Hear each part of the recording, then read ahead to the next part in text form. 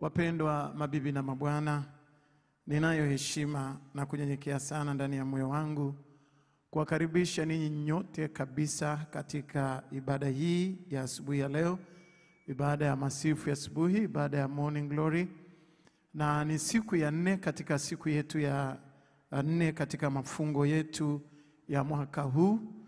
Ni mfululizo wa mafungo ya kila mwaka karibu miaka 8 iliyopita. Na mwaka huu tunamshukuru Mungu tena kwa ajili ya mwaka wa 2025, lakini pia kuombea mwaka wa 2026. Kwa bahati mbaya mafungo haya pia yameanza tukiwa kwenye msukosuko mkubwa. Awali ya yote nitumie fursa hii kutoka ofisi yangu ya kichungaji na kutoka katika huduma yangu ya kichungaji kuleta salamu nyingi za pole kwetu sisi sote katika mazingira na mahali ambako tumepitia. Haikuwa njia rahisi na si njia ambayo tumewahi kuipitia katika maisha yetu. Mungu aendelee kutufariji na kutuganga mioyo yetu na kututuliza na kuendelea kutuvusha katika maisha yetu ili mipango yetu ya kila siku iendelee. Kanisa letu la Kiinjili la Kiluteri Tanzania lina utaratibu na ni kanisa la utaratibu. Lina utaratibu wake katika viongozi ambao wamepewa madaraka na dhamana ya kuongoza kanisa hili, mababa askofu na wengine ambao wanatuongoza katika kanisa letu lenye utaratibu. Salamu nyingi za upendo, salamu nyingi za matumaini, salamu nyingi za pole na salamu nyingi za faraja zitaendelea kutolewa na viongozi wetu, mababa askofu ambao wana dhamana katika kuongoza kanisa hili. Lakini katika nafasi yangu ya kichungaji nina neno moja tu. Yesu Kristo aliwaambia wanafunzi wake, sintawaacha ninyi yatima. Nitamtuma Roho Mtakatifu, atakuwa mfariji wenu. Basi na faraja ya Mungu Mwenyezi iwe nanyi nyote mahali ambako mmepita. Mungu awalinde mwilini, awalinde rohoni, awabariki Mungu Mwenyezi na faraja yake, kwa jina la Baba na Mwana na Roho Mtakatifu. Amen. Na sasa tuingie katika utume wetu wa neno la Mungu asubuhi ya leo. Ninamshukuru Mungu nitakuwa nikisema asubuhi, lakini mtumishi wa Mungu Mwalimu Redhard Mlawi atakuwa akisema jioni kwenye ibada ya evening glory kwa zamu hii ya wiki hii. Lakini pia na zamu ya wiki ijayo pia nitakuwa wiki 2, ilikuwa niwe wiki 2 wiki hii na wiki ijayo, na mtumishi wa Bwana atafanya hiyo kazi ya jioni pia, huduma ya jioni. Na jioni tutakuwa na muda mrefu wa maombi zaidi. Na neno linalotuongoza katika mafungo ya mwaka huu na neno la mwelekeo katika mwaka ujao wa 2026 ni kutoka katika kitabu cha Luka ule mlango wa kwanza mstari wa 34b. How shall this be? Neno kuu nalotuongoza, na ninaomba tuweke bango letu pale kama linavyoonekana. Neno kuu linalotuongoza, how shall this be? Litakuwaje neno hili? Ni neno kuu katika kitabu cha Luka mlango wa kwanza mstari wa 34b, ambako mtapaswa kurekebisha ninyi watu wa studio pale. Luka mlango wa kwanza mstari wa 34b. Na mada yetu inasema from how to who. Inawezekana. Inawezekana. Na tunasoma katika kitabu cha Luka ule mlango wa kwanza mstari wa 26 mpaka wa 35. Kitabu cha Luka mlango wa kwanza mstari wa 26 mpaka wa 35. Na mimi nawatangulia kusoma katika jina la Yesu Kristo wa Nazareti aliye hai. Neno la Mungu linasema hivi: Mwezi wa 6 malaika Gabrieli alitumwa na Mungu kwenda mpaka mji wa Galilaya jina lake Nazareti, kwa mwanamwali bikira aliyekuwa ameposwa na mtu jina lake ni Yusufu wa mbari ya Daudi, na jina lake bikira huyo ni Mariamu. Akaingia nyumbani kwake akasema, salamu uliyepewa neema, Bwana yu pamoja nawe. Naye akafadhaika sana kwa ajili ya maneno yake, akawaza moyoni, salamu hii ni ya namna gani? Malaika akamwambia, usiogope Mariamu, kwa maana umepata neema kwa Mungu. Tazama, utachukua mimba na kuzaa mtoto mwanamume, na jina lake utamuita Yesu. Huyo atakuwa mkuu, ataitwa mwana wa aliye juu, na Bwana Mungu atampa kiti cha enzi cha Daudi baba yake. Atamiliki nyumba ya Yakobo hata milele, na ufalme wake utakuwa hauna mwisho. Mariamu akamwambia malaika, litakuwaje neno hili, maana sijui mume? Litakuwaje neno hili, maana sijui mume? Malaika akajibu akamwambia, Roho Mtakatifu atakujilia juu yako, na nguvu zake aliye juu zitakufunika kama kivuli. Kwa sababu hiyo, hicho kitakachozaliwa kitaitwa kitakatifu, mwana wa Mungu. Kwa maana malaika akajibu akamwambia, Roho Mtakatifu atakujilia juu yako, na nguvu zake aliye juu zitakufunika kama kivuli. Kwa sababu hiyo, hicho kitakachozaliwa kitaitwa kitakatifu, mwana wa Mungu. Na hili ndiyo neno la Mungu. Tumshukuru Mungu. Tutulie na tuombe. Mungu Mwenyezi, Baba, katika jina la Yesu Kristo wa Nazareti, Mwokozi, mfalme wa amani, wewe ni Mungu okoaye, na njia za kutoka mautini zina wewe peke yako. Roho yangu inakuadhimisha, nafsi yangu inakutukuza tena. Asante kwa ajili ya asubuhi ya leo, na asante kwa ajili ya watoto wako walioko hapa, mamia kwa maelfu ya wengi wanaoabudu nasi masafa ya mbali, mahali duniani kote. Na mimi ninawataja kwa majina yao.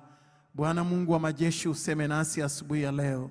Nasi tunazivunja roho zote za mpinga Kristo na mamlaka zote za giza, na tena ukatulize mioyo yetu.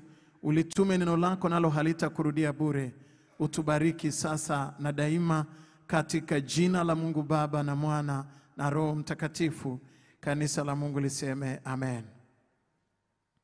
Wapendwa mabibi na mabwana, somo hili from how to who ni somo ambalo tumekuwa nalo katika majuma kadhaa yaliyopita, na hata wakati huu na dira ya mwelekeo wetu wa mwaka wa 2026 ni yale ambayo tunatazamia kuyafanya. Na tuna mada inayosema from how to who, yani inawezekana. Na neno kuu ambalo tunasimama nalo ni lile neno ambalo mama yetu Bikira Maria, Bikira Mariamu alimwambia malaika, how shall this be? Litakuwaje neno hili? Litakuwaje neno hili? Hilo ndio neno kuu. Na tunapoangalia neno kuu, na tunapoangalia pia juu ya mada, hapa tuna neno kuu ambalo ni how shall this be, lakini pia tunaangalia juu ya mada from how to who, tukiangalia juu ya uwezo wa Mungu katika maisha yetu ya kutuwezesha. Na hapo kwenye bracket tunasema inawezekana. Inawezekana. Katika mipango ambayo tunayo, na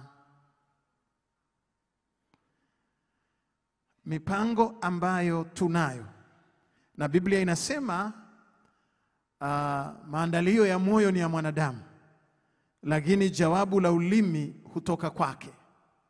Maandalio ya moyo ni ya mwanadamu, lakini jawabu la ulimi hutoka kwake. Kwa maana nyingine, katika mwaka unaopita wa 2025, tunapoelekea mwaka wa 2026, tunapata nafasi ya mipango kadha wa kadha katika maisha yetu. Sasa nataka kuangalia somo hili, tulishaliangalia na tukajenga foundation, na Mungu ameniruhusu angalau kujenga kidogo, kwa sababu sikufikia mwisho, angalau kuleta hoja chache za kukamilisha na kutusaidia kuwa na mwaka wenye baraka.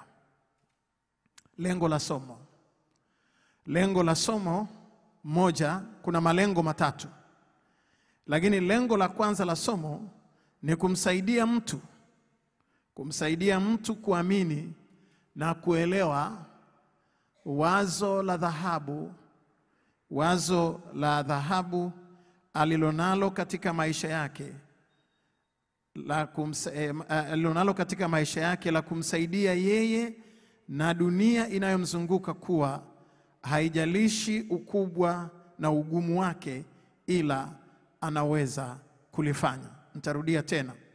Lengo la kwanza la somo letu ni kumsaidia mtu kuamini na kuelewa wazo la dhahabu alilonalo katika maisha yake, la kumsaidia yeye na dunia inayomzunguka kuwa haijalishi ukubwa na ugumu wake, ila anaweza kulifanya. Kama nilivyosema, tunaenda kwenye mipango ya mwakani. Taasisi zina mipango yake, makampuni yana mipango yake, watu binafsi wana mipango yao, familia pia ina mipango yao. Kila siku asubuhi na jioni tunakuwa pia tunaombea zile diary, kwa sababu tayari tutakuwa tumeandika ile mipango mkakati.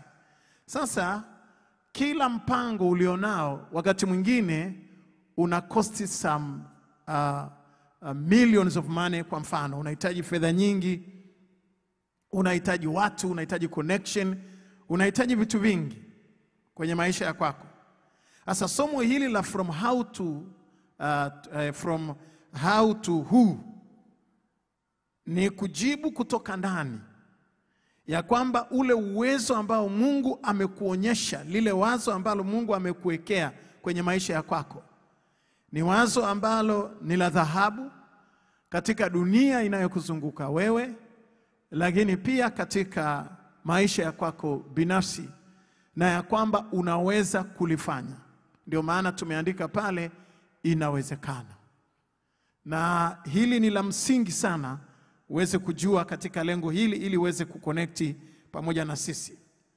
Lakini lengo la pili la somo ni kumsaidia mtu kuelewa kuwa wazo la Mungu linapokuja ndani ya mtu huwa haliji na majibu ndani ya mtu, bali linakuja na swali, litakuwaje neno hili? How shall this be? Na hata kama ni malaika Gabrieli ametumwa kwako na Mungu kutoka mbinguni, uwe na hakika swali hili liko pale pale. Nitarudia tena. Lengo la pili la somo ni kumsaidia mtu kuelewa kuwa wazo la Mungu linapokuja ndani ya mtu, ile programu ambayo unaipanga kwa ajili ya mwakani ni wazo, na ni wazo la kimungu. Hilo wazo la kimungu linapokuja ndani ya mtu huwa haliji na majibu ndani ya mtu, bali linakuja na maswali. Na moja ya swali, litakuwaje neno hili? Ninawezaje kutimiza hii ndoto na maono haya? Litakuwaje neno hili? How shall this be? Hata kama ni malaika Gabrieli ametumwa kwako na Mungu, uwe na hakika swali hili liko pale pale. Sasa mabibi na mabwana, kila mtu aliye na utashi aliyeko hapa na anayeweza kusafiri na sisi katika ndoto na maono haya mafungo ambayo tumesafiri kwa mataifa 180 kwa miaka 8 iliyopita, hili swali la how shall this be, kila mtu mwenye ndoto na vision lina click kwenye mindset yake. Na wengine wanaishiaga hapo, wakishajiuliza how shall this be, basi wanagomea hapo, wanashindwa kuendelea mbele.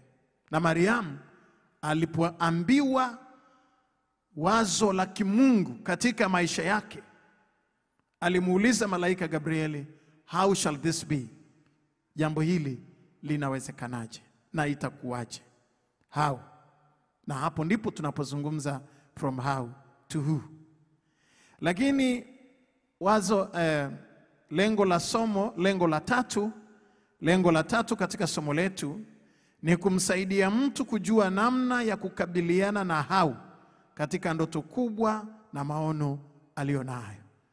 Ni kumsaidia mtu kujua namna ya kukabiliana na how katika ndoto kubwa na maono alionayo.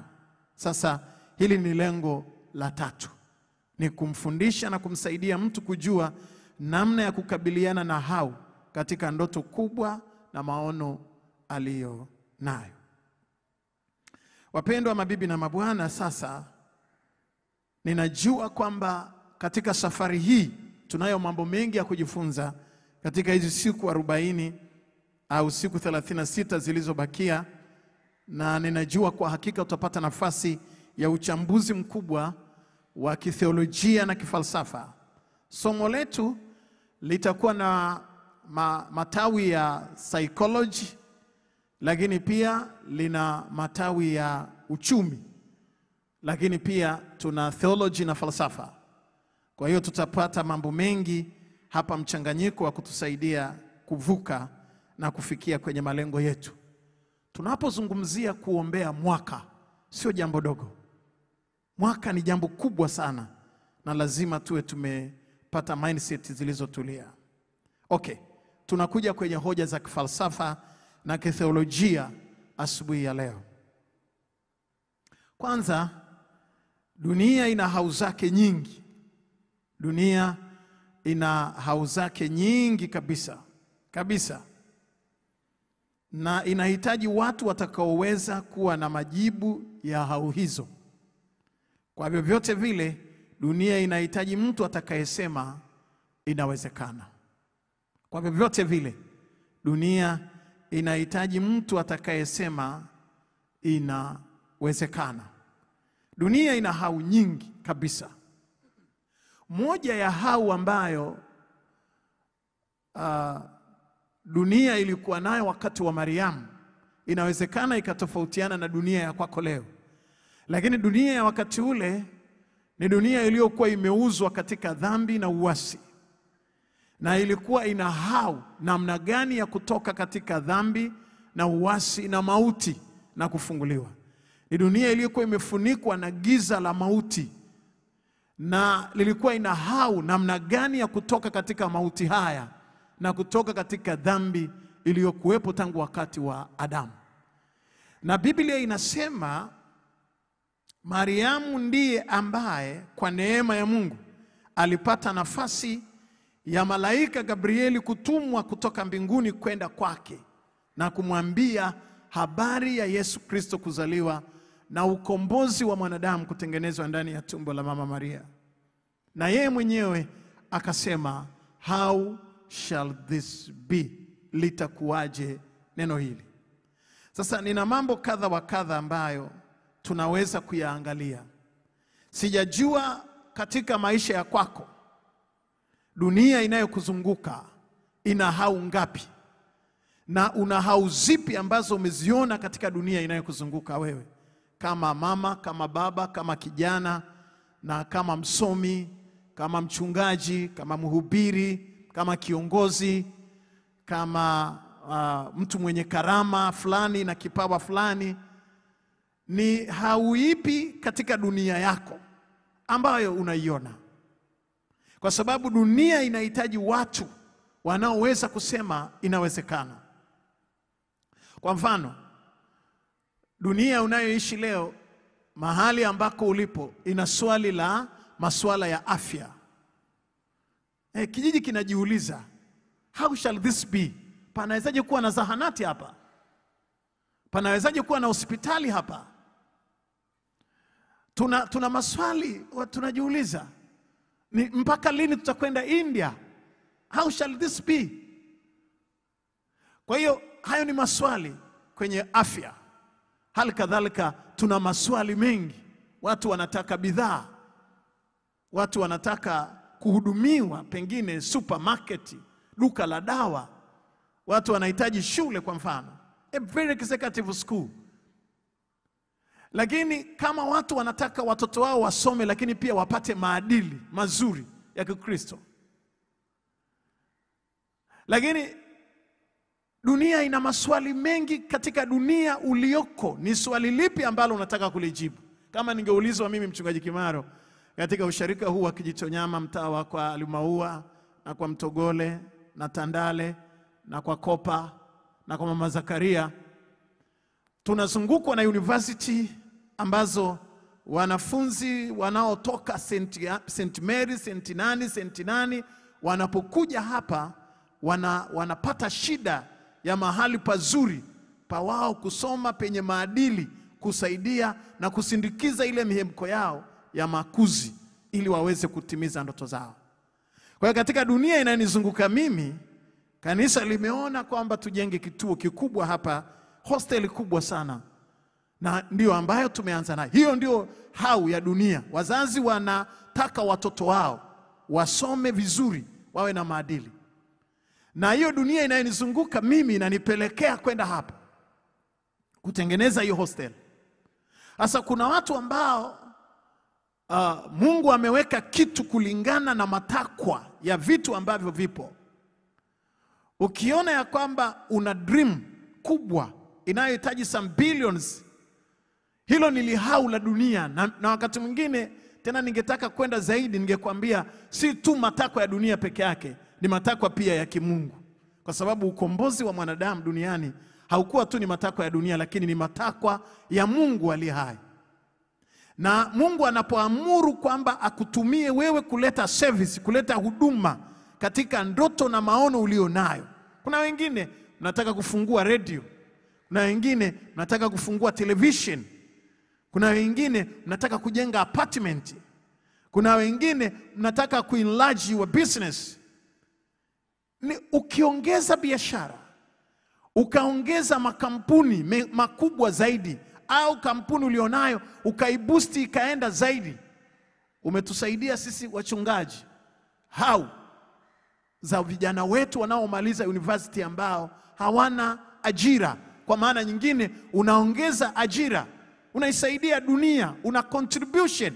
Hata kama ingekuwa ni saluni ya nywele za wanaume au ya kike, lakini unaondoa hau, unaungana na hau zilizopo katika jamii ambayo inatuzunguka. Na uwe na hakika, kwa vile tunaomba katika sala ya Baba yetu, Baba utupe mkate wetu wa kila siku. Uwe na hakika wewe ambaye Mungu atapitisha mikate yetu kwenye mikono yako kukubariki, atakubariki. Na inawezekana kwa jina la Yesu Kristo wa Nazareti aliye hai. Washindi waseme amina, alafu ungempigia Bwana makofi mengi ya shangwe. Haleluya.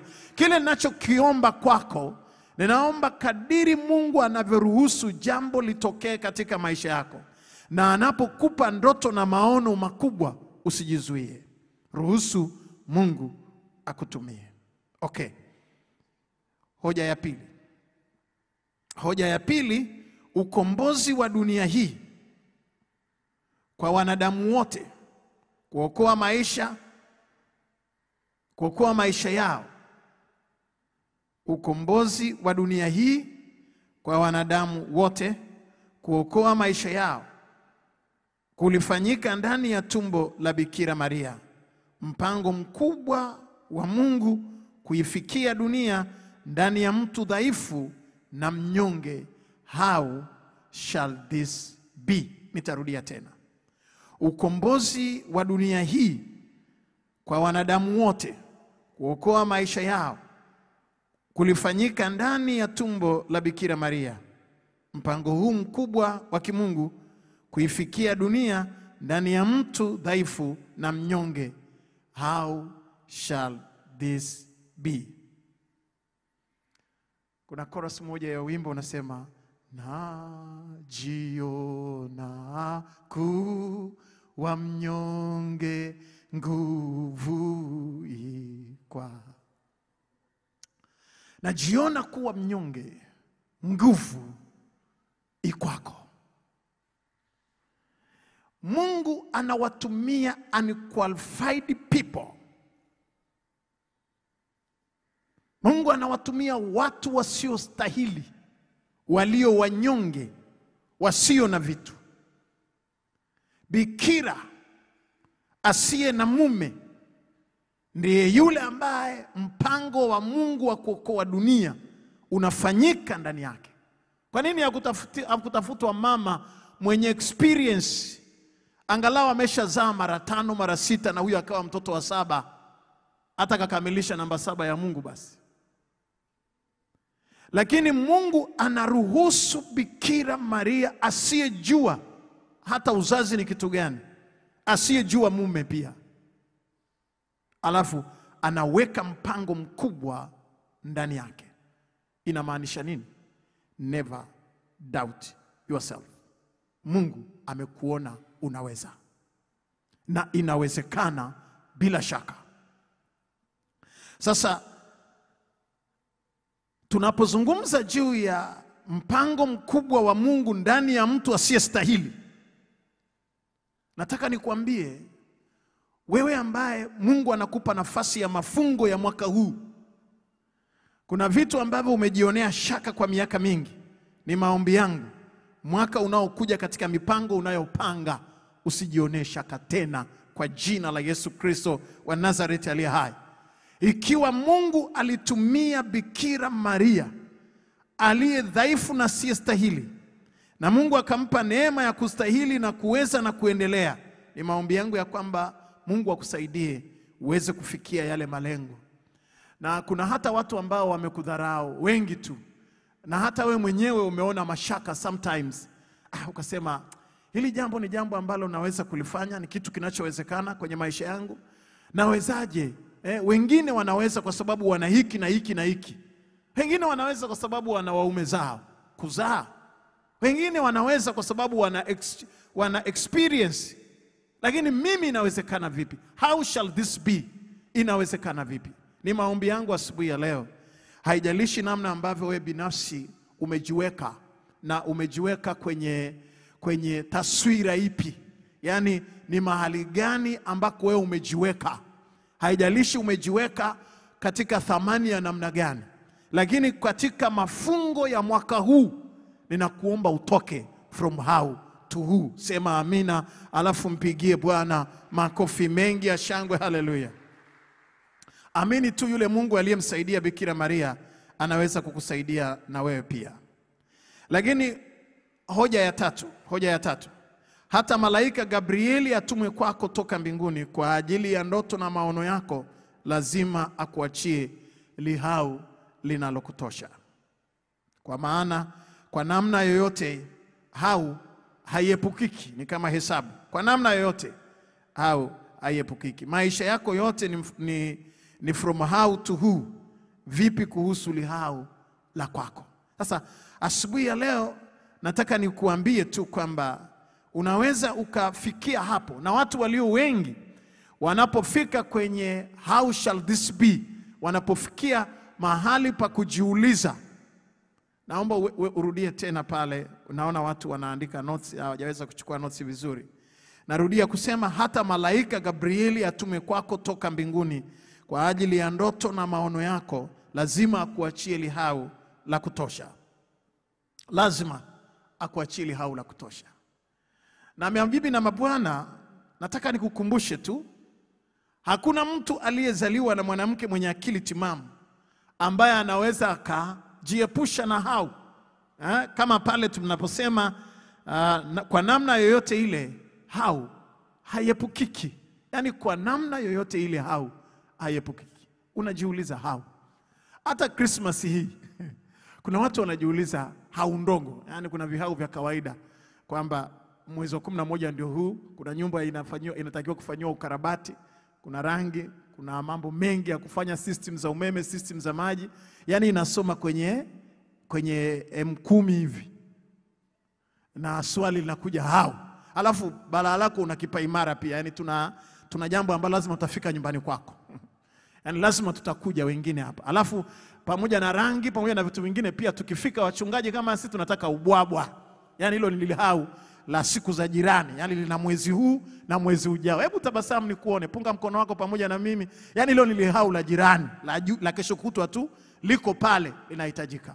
Kuna wengine, oh my God, kuna wengine wana lihau lao jingine la kawaida. Unahitaji kwenda Moshi, lakini gari yako unahitaji kwenda mkoani, sijui Moshi, sijui Iringa, sijui Dodoma, sijui wapi, lakini gari yako kwa kweli engine ni ya kubadilisha. Lihau hilo lina karibu milioni 30, 15, yani hivyo. Halo, na lazima uende.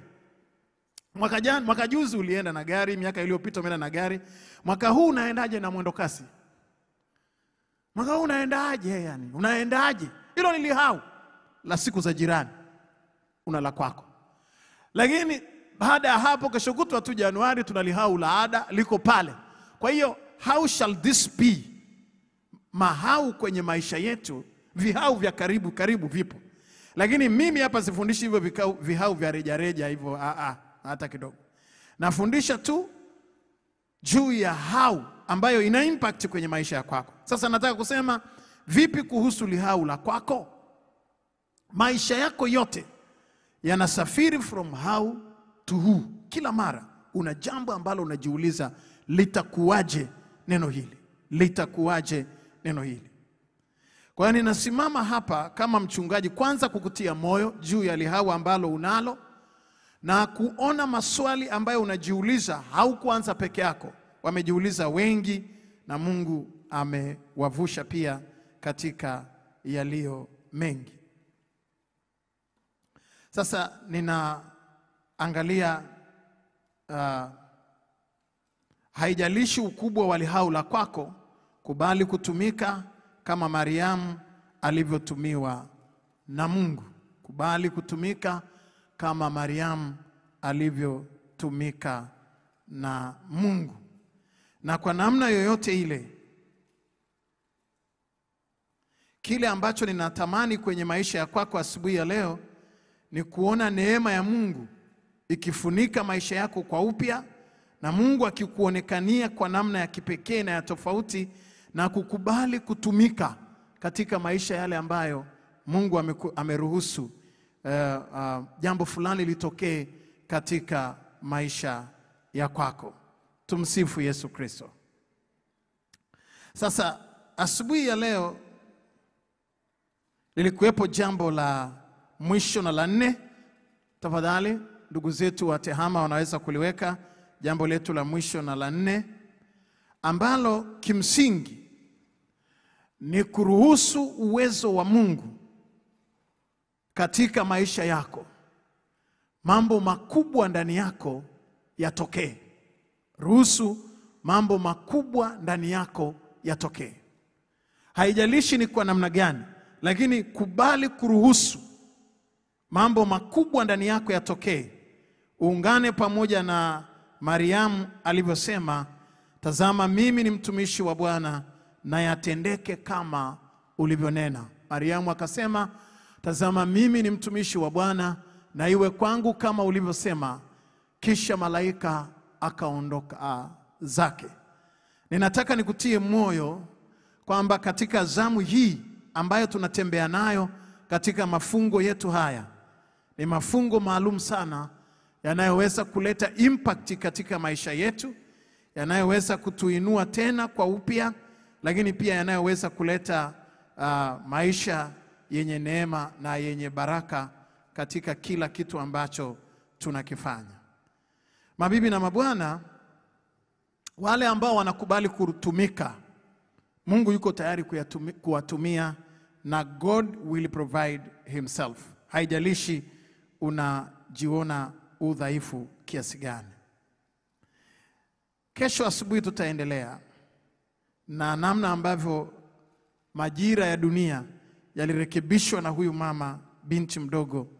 Lakini kwa sasa tunataka tupate nafasi ya kuomba. Naomba usimame mahali ulipo. Naomba utuwekee lile bango letu la maombi. Maombi yetu ya leo ni kujiombea amani yako binafsi. amani ya nafsi yako. Ndio tunaanza maombi hivi, ni kujiombea amani ya nafsi yako, kwa sababu ni wewe Mungu atakaye kutumia. Biblia inasema linda sana moyo wako kuliko vyote uvilindavyo. Kwa hiyo Mungu anataka kukutumia wewe, lakini naomba ujiombee amani yako. Hebu naomba uweke hilo bango la maombi pale. Maombi ya kujiombea amani yako binafsi. Amani ya nafsi yako. Unajua maombi ya amani ya nafsi yako yanapatikana katika kitabu cha Yeremia mlango wa 29 mstari wa 7. Yeremia 29:7. Kautakieni amani mji ule ambao nimewafanya mchukuliwe mateka. Mkauombee kwa Bwana, kwa maana katika amani ya mji huo ninyi mtapata amani. Hebu rudieni pamoja nami. Kwa maana, nataka turudie pale. Mkauombee kwa Bwana. 1, 2, 3. Mkauombee kwa Bwana, kwa maana katika amani yake mji huo ninyi mtapata amani. Unapoombea amani binafsi, amani ya kwako, amani binafsi, na hili nasisitiza, amani binafsi, amani ya nafsi yako, unapaswa kuombea mji ambao unakaa. Na hudumia mataifa zaidi ya 180 this morning, na unahitaji kuombea amani ya mji unaokaa duniani kote, kwa sababu katika amani ya mji huo nafsi yako itapata amani, biashara yako itapata amani, ibada yako kama asubuhi ya leo itakuwa na amani, watoto wako watakuwa na amani, biashara yako itakuwa na amani, kampuni yako itakuwa na amani, kazini utakuwa na amani, mtaani utakuwa na amani. Kama mji unaokaa ukiwa una amani, nafsi yako itapata amani. Kwa tunapoomba ombi hili la kwanza, sitaki kuzungumza sana, tunajua mahali tulipo ni kuombea amani ya nafsi yako. Ombea amani ya nafsi yako. Wala usimwombee jirani yako, wala usimwombee katibu kata. Ombea amani ya nafsi yako. Once unapotaka kuiombea amani ya kwako, basi utakie ule mji unaokaa amani, maana katika amani yake wewe utakuwa na amani.